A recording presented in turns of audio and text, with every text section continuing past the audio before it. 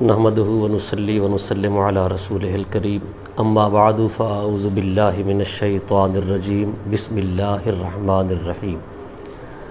حضرت امام شعبی رحمۃ اللہ تعالی علیہ اپنے دور کے جلیل القدر محدث گزرے ہیں۔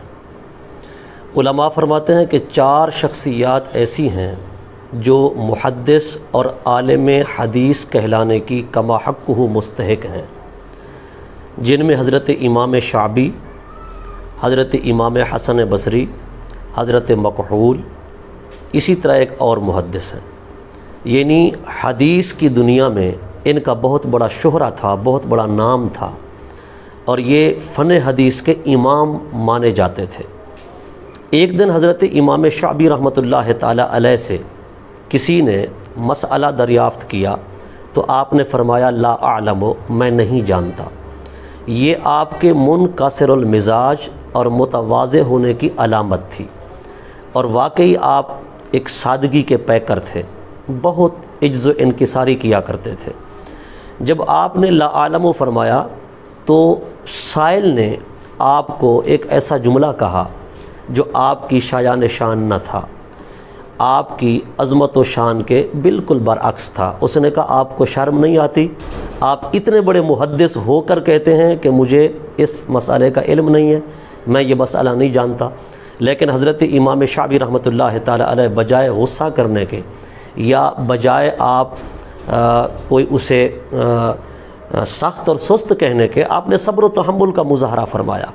پھر آپ نے فرمایا دیکھو اللہ رب العزت قرآن مجید فرقان حمید میں ارشاد فرماتا ہے کہ جب آدم علیہ السلام کو تخلیق کیا گیا، پھر آدم علیہ السلام کو تمام کائنات کی چیزوں کا علم عطا کر دیا، ان کے نام بتا دیے، اسماء بتا دیے، تو فرشتوں کے حوالے سے حکم ہوا کہ ان چیزوں کی مجھے خبر دو، ان کے نام کیا ہیں۔ تو فرشتوں نے عرض کی مولا کریم ہم تو وہی جانتے ہیں جن چیزوں کا تو نے ہمیں علم دیا ہے، جن چیزوں کا تو نے ہمیں علم نہیں دیا ہم وہ نہیں جانتے۔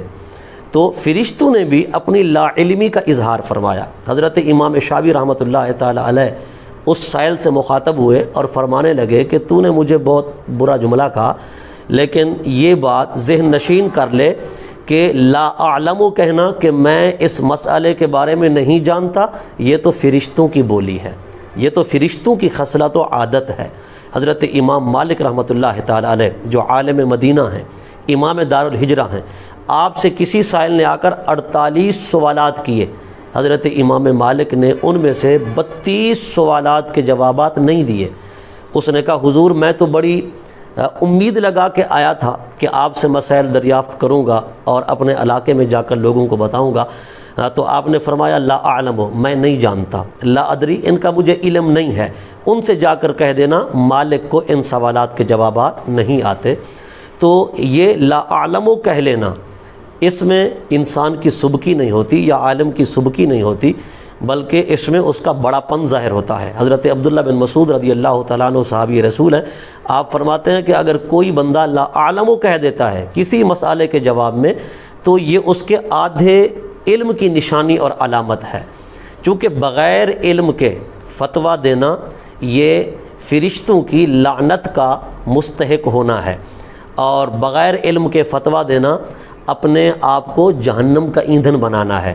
بغیر علم کے فتویٰ بھی نہیں دینا چاہیے، بغیر علم کے کسی شریعت کے مسئلے میں بحث و مباحثہ بھی نہیں کرنا چاہیے، یہ ہلاکت کا باعث ہے۔